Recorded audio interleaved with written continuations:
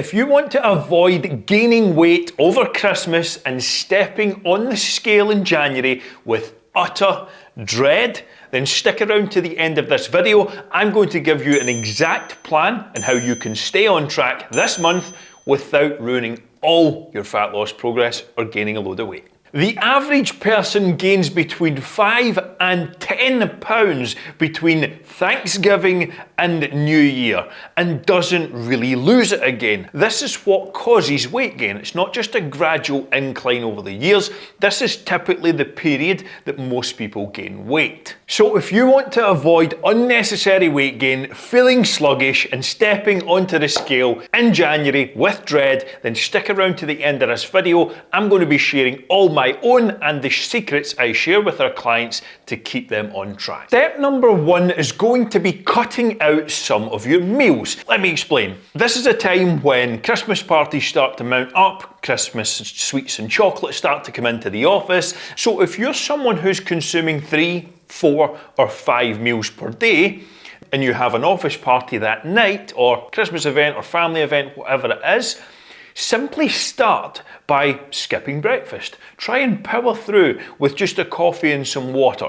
You immediately create a buffer and give yourself an extra maybe 300 to 500 calories. Try the same with your lunch meal. You don't need to necessarily cut this out entirely, but certainly reducing the number of calories you have in that meal and focusing on something light, like maybe a high protein chicken salad, is going to give you a calorie buffer for the entire day that allows you some flexibility and freedom at whichever party you're at that night.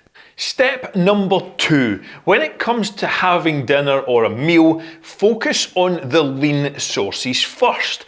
If you can start to fill up in things like turkey or veg or the lower calorie options, and then move on to the good stuff, like the roast potatoes and the pigs in blankets and the desserts and the apple pies and everything else that comes along with it, then you do less calorie damage. Now, essentially by filling up on those high protein, high veg sources, you become satiated, meaning you're less likely to overeat on the desserts and the things that are more calorie dense. Overall, enjoy your meal, but fill up in these first and you can reduce some of the calories consumed. Step number 3 is create a plan for your activity that builds family time in as well.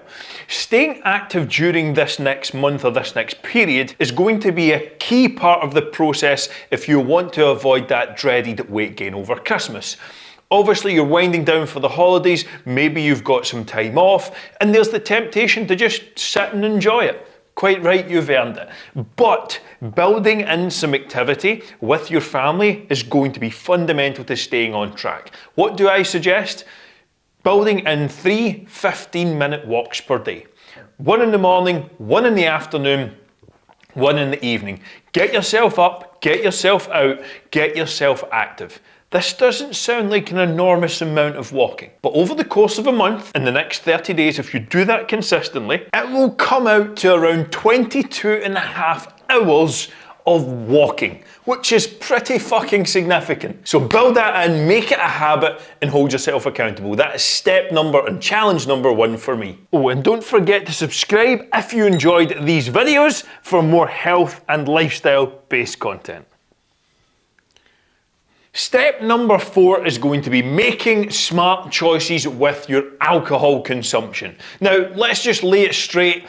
Alcohol is horrendous for your fitness and your health goals, but it's going to be a part of your life, which is absolutely fine, and it's something to be consumed in moderation. Now, when it comes to alcohol, there are an enormous amount of calories in it. It's also going to impact your performance negatively, so there's a few things that certainly are going to impact you in a bad way. However, just by switching out to some lower calorie options or some lighter alcohol choices, maybe using diet sodas or diet drinks or just soda water, for example, when you're having spirits or hard liquor, then you can minimize and control the calories that are being consumed. And that's really all you're trying to do. Go and enjoy your drinks. If that's something you like, fantastic, but just try and be relatively smart about the choices that you make. Step number 5 is holding yourself accountable. Now, how's the best way to do this? I would suggest continuing to weigh in regularly, a couple of times per week, just so you have an eye on your weight.